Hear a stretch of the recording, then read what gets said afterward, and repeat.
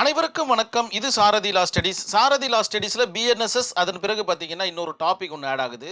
Subject பியானாலஜி and விக்டிமாலஜிலையும் இந்த கொஸ்டினை கேட்டுக்கிட்டே இருக்கிறாங்க. ஸோ 2 பேப்பரை கிளியர் பண்ணலாம் இந்த ஒரு வீடியோவால். கவனமாக நோட்ஸ் எடுத்துக்கோங்க. கிட்டத்தட்ட 10 மதிப்பெண்கள் இதில் வருவதற்குண்டான வாய்ப்புகள் இருக்குது. மிக தெளிவாக நோட்ஸ் எடுத்துக்கோங்க. Discuss the constitutional and power of juvenile justice board. J J போர்டுன்னு சொல்லுவாங்க, ஜேஜேபின்னு சொல்லுவாங்க. அதில் இருக்கக்கூடிய பவர்ஸ் என்ன, கான்ஸ்டிடியூஷனலுக்கும் இதுக்கும் என்ன சம்பந்தம் இருக்குது அப்படின்ற மாதிரி டிஸ்கஸ் பண்ண சொல்கிறாங்க. இந்த ஒரு 5 லைனை படிக்கிறேன் பாருங்கள், உங்களுக்கு அற்புதமாக புரிய வந்துடும். ஜுவைனல் ஜஸ்டிஸ் போர்டு நேரடியாக இந்திய அரசியலமைப்பு சட்டத்தில் குறிப்பிடப்படவில்லை. எந்த இடத்துலையும் இந்தியன் கான்ஸ்டியூஷனில் ஜேஜே போர்டை எந்த இடத்துலையுமே குறிப்பில்லை அப்படின்ற மாதிரி சொல்லிட்டாங்க. ஒன்று. ஆனால் பல்வேறு உறுப்புகள், தட் மீன்ஸ் ஆர்டிகல்ஸ் இல்லையா, உறுப்புகள்னா ஆர்டிகல்னு அர்த்தம். பல்வேறு ஆர்டிக்கல் மூலம் குழந்தைகளுக்கு பல அதிகாரங்களை வழங்கியுள்ளது. சாதாரணமாக விட்டுடுமா இந்தியன் கான்ஸ்டியூஷன்? குழந்தைகளுக்கு நிறைய வாய்ப்புகளை கொடுத்துருக்கு, நிறைய அதிகாரங்களை கொடுத்துருக்கு. அந்த ஒரு கான்செப்ட் எல்லாம் பயன்படுத்தி உருவாக்கப்பட்டது தான் JJ act, juvenile justice act 2015. அதில் இருக்கக்கூடிய ஒரு இதுதான் பார்த்தீங்கன்னா ஜேஜே போர்டுன்னு சொல்லுவாங்க. கிட்டத்தட்ட ஒரு கோர்ட்டு மாதிரி தான் இது நடக்கும். சிறார்களுடைய கோர்ட்டுன்னு வச்சுப்போமே, சிறுவர்களுடைய கோர்ட் அப்படின்ற மாதிரி நான் நிலையில் வச்சுக்கலாம். இது எந்த இடத்துலேருந்து ஸ்ட்ரென்தன் ஆகுதுன்னு பார்த்தீங்கன்னா D P S P, directive principal of state பாலிசியிலேருந்து ஒரு ஸ்ட்ரென்தன் அடையுது இந்த J J board. Juvenile justice board என்பது ஒரு ஜுடிஷியல் பாடி. கண்டிப்பாக இது சட்டத்திற்கு உட்பட்டு நடக்கக்கூடிய ஒரு ஜுடிஷியல் பாடி. அப்படின்னா என்னன்னா கிட்டத்தட்ட ஒரு கோர்ட்டு தான் அப்படின்ற மாதிரி சொல்லிட்டாங்க. கிட்டத்தட்ட இல்லை, கோர்ட்டே தான் வச்சுப்போமே. குற்றச்சாட்டில் சிக்கிய சிறுவர்களின் வழக்குகளை விசாரிக்கிறது. வேலை முடிஞ்சு போச்சு. இங்கே 18 அண்டரில் இருக்கிற நபர்களுக்கு மட்டும்தான் இந்த இடத்துல வேலை. 18 எபோவ் இருக்கிறவங்களுக்கு நம்ம நார்மல் கோர்ட்டு அப்ளிகபிள் ஆகிடும். இதுதான் விஷயம். அப்படின்னா கோர்ட்டை ரெண்டாக பிரிக்கலாம். ஒன்று பார்த்தீங்கன்னா 18 எபோவ், இன்னொன்று பார்த்தீங்கன்னா 18 பிலோ அப்படின்ற மாதிரி பிரிச்சுக்கலாம். இதெல்லாம் நீங்கள் உங்களுடைய ஆன்சர் ஷீட்டில் தாராளமாக போடலாமே, 18 எபோவ் அண்ட் 18 பிலோ. ஸோ 18 எபோன்றது பார்த்தீங்கன்னா ஜேஎம்மில் ஸ்டார்ட் பண்ணி சுப்ரீம் கோர்ட் வரைக்கும் போகும். 18 பிலோன்றது பார்த்தீங்கன்னா ஜுவைனல் ஜஸ்டிஸ் போர்டு அப்படின்ற ஒரு கான்செப்டோடய முடியும். நம்மளுக்கு என்னென்ன அதிகாரங்கள் கொடுக்கப்பட்டிருக்கின்றன, பவர்ஸ் அப்படி பார்த்தீங்கன்னா ட்ரையல் பண்ணுற அதிகாரங்கள் கொடுக்க, அதான் கோர்ட்டே தாங்க, வேறு ஒன்றும் யோசிக்க தேவையில்லை. கோர்ட்டில் ட்ரையல் நடக்குமா, ஸோ அந்த ட்ரையலை இதில் பண்ணிடலாம். கோர்ட்டில் கேஸை டிஸ்போஸ் பண்ணுவாங்களா, இல்லை எடுத்து நடத்துவாங்களா, இல்லை வேறு இஷ்யூஸ் ஃப்ரேம் பண்ணுவாங்களா, ஃபேக்ட் எடுப்பாங்களா, இந்த மாதிரியான எல்லா விவகாரங்களும் பார்த்தீங்கன்னா இதில் நடக்கும். ஸோ கேஸை டிஸ்போசல் பண்ணுறதுக்கு கூட இவங்களுக்கு அதிகாரம் இருக்குது அப்படின்ற மாதிரி சொல்லப்படுது. அதே போல் பெயில் பவர்ன்ற ஒரு கான்செப்ட் இருக்குது. பெயில் பவர்ன்றது ரொம்ப முக்கியமான ஒரு விஷயம். ஜுவைனல் ஜேஜே பெயில் அப்படின்னு கேட்பாங்க, இல்லை பெயில் ஆஃப் ஜுவைனல் ஜஸ்டிஸ் அப்படின்னு கேட்டாங்கன்னா இதை நீங்கள் கொஞ்சம் ப்ரீஃபாக எழுத கற்றுக்கணும். சொல்கிறேன் பாருங்கள். சிறுவர்கள் ஒரு பிரச்சனையில் சிக்கிக்கிறாங்க, ஒரு தண்டனையில், அதாவது ஒரு குற்றத்தில் மாட்டிக்கிறாங்க அப்படின்னும் போது அவர்களுக்கு பெயில் கண்டிப்பாக கொடுக்கப்பட வேண்டும் அப்படின்றது விதி. இதுதான் விதி, ஓகேங்களா. அவங்க பெயில் கேட்டால் உடனே கொடுத்துடணும்.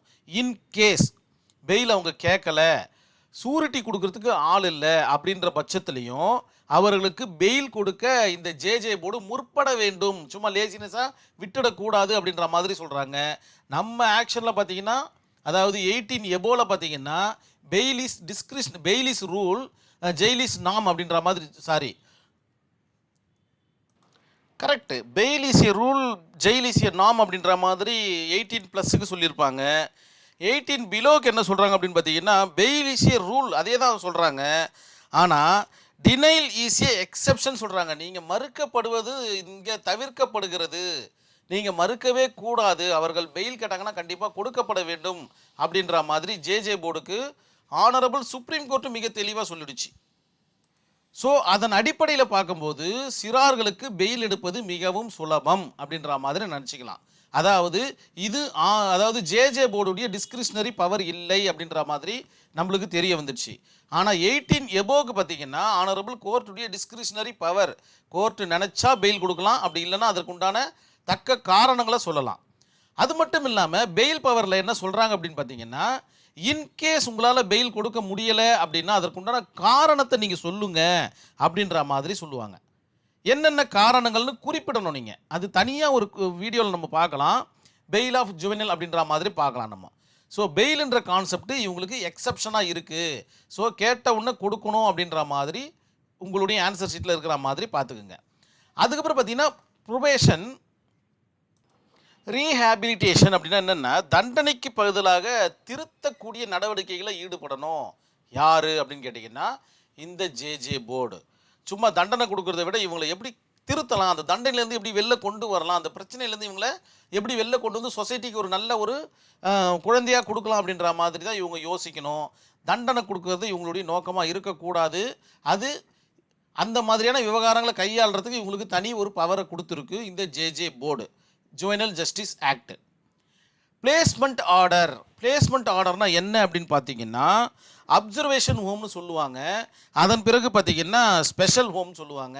இந்த மாதிரியான இடங்களில் பார்த்தீங்கன்னா அதாவது சிறைச்சாலைக்கு மாற்றாக இந்த போர்ஸ்டல் ஹோம்னு ஒன்று இருக்குது இல்லைங்களா, அது வந்து பார்த்திங்கன்னா கிட்டத்தட்ட சிறைச்சாலை மாதிரியே தான் இருக்கும்.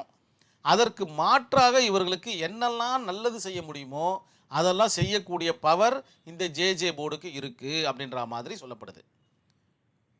இந்த இடத்துல நீங்கள் அப்சர்வேஷன் ஹோம் எழுதி ஆகணும். அதுக்கப்புறம் பார்த்தீங்கன்னா ஸ்பெஷல் ஹோம்னு ஒன்று இருக்குது, அதை எழுதி ஆகணும். ரெண்டுமே பார்த்தீங்கன்னா நம்மளுடைய சாரதி லா ஸ்டடீஸில் இருக்குது. ப்ரொடெக்ஷன் ஆஃப் ரைட்ஸ் இந்த வீடியோவில் இல்லைன்னா பியானாலஜி விக்டிமாலஜியில் இருக்கும், அதில் நீங்கள் பார்க்கலாம். நீங்கள் ப்ரொடெக்ஷன் ஆஃப் ரைட்ஸ், இவர்களுடைய ரைட்ஸை பார்த்தீங்கன்னா ப்ரொடெக்ட் பண்ணணும். சும்மா அப்படியே விட்டுடக்கூடாது, இவர்கள் அப்படியே ஒரு மாதிரி நடத்திடக்கூடாது. ஏன்னா வருங்காலத்தில் இவங்க தான் பெரிய ஆளாகி நம்ம நாட்டை சொசைட்டியை கட்டமைக்கக்கூடிய நபர்கள். இவர்களை திருத்துவது பார்த்திங்கன்னா ஸ்டேட்டுடைய கடமை.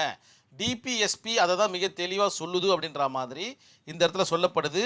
அவர்களுக்கு பார்த்திங்கன்னா ரைட்ஸ் எந்த இடத்துலையும் வயலேட் ஆகிடக்கூடாது ஆஸ் பர் இந்தியன் கான்ஸ்டிடியூஷன் அப்படின்ற மாதிரி சொல்லப்படுது. அதுக்கப்புறம் பார்த்திங்கன்னா மெயின் மேட்டருக்கு வராங்க.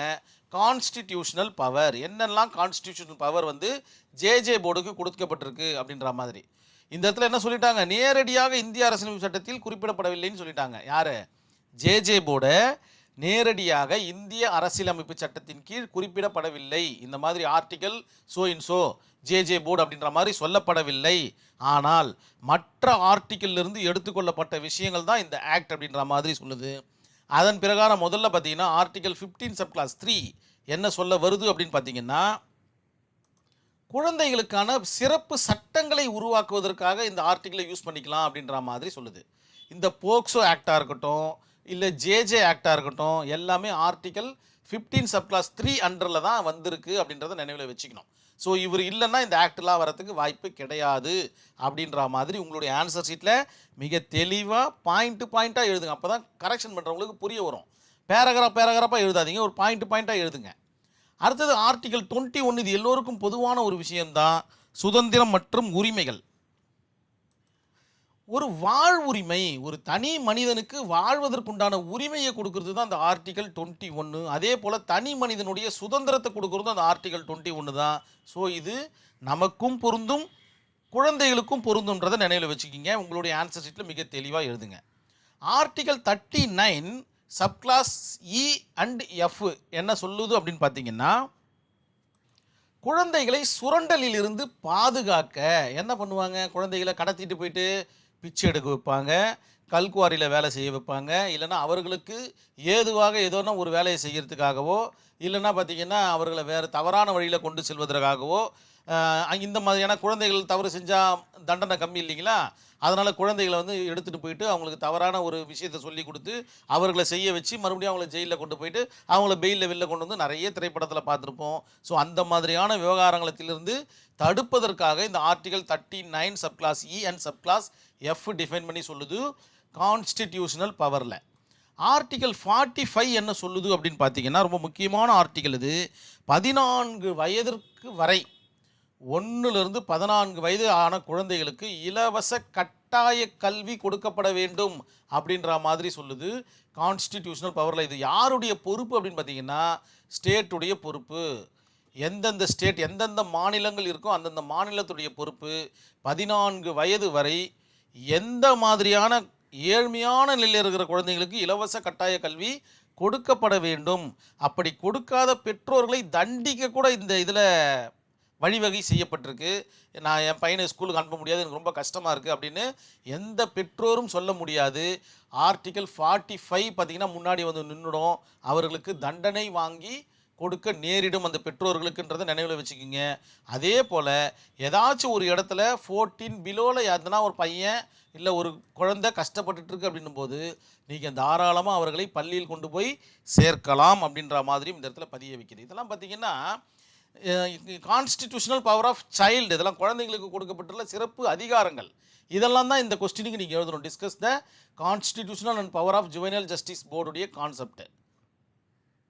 ஜேஜே போர்டுடைய நோக்கம் என்ன அப்படின்னு பார்த்தீங்கன்னா, குற்றம் செய்த சிறுவர்களை குற்றவாளி என்று கருதாமல், நல்லா நோட் பண்ணிக்கணும் நீங்கள், குற்றம் செய்த சிறுவர்களை குற்றவாளி என்று கருதாமல் திருத்தப்பட வேண்டியவர் என்ற கருத்தில் அவர்களை அணுகணும் அப்படின்ற மாதிரி மிக அற்புதமான ஒரு வார்த்தையை சொல்லியிருக்கு இந்த ஜேஜே போர்டில். ஜேஜே போர்டுடைய நோக்கமும் இதுதான். இதெல்லாம் உங்களுடைய ஆன்சர் ஷீட்டில் அழகாக ஃப்ரேம் பண்ணுங்க. 2 டாப்பிக்கில் கேட்குறாங்க. ஒன்று பிஎன்எஸ்எஸ்ல கேட்குறாங்க, இன்னொன்று பார்த்தீங்கன்னா பியானாலஜி அண்ட் விக்டிமாலஜியில் கேட்குறாங்க. இதுக்கு நோட்ஸ் எடுத்தால் இதுக்கு உதவ போகுது, இதுக்கு நோட்ஸ் எடுத்தால் இதுக்கு உதவ போகுது. தெளிவாக நோட்ஸ் எடுத்துக்கோங்க. அது மட்டும் இல்லாமல் 2த்துக்கும் நோட்ஸ் எடுத்ததுக்கப்புறமா நீங்கள் எக்ஸாம் முடிச்சுட்டு வெளில வந்து என்ரோல்மெண்ட்டுக்கு அப்புறமா அட்வைகேசி ஃபீல்டில் உதவ போகுது.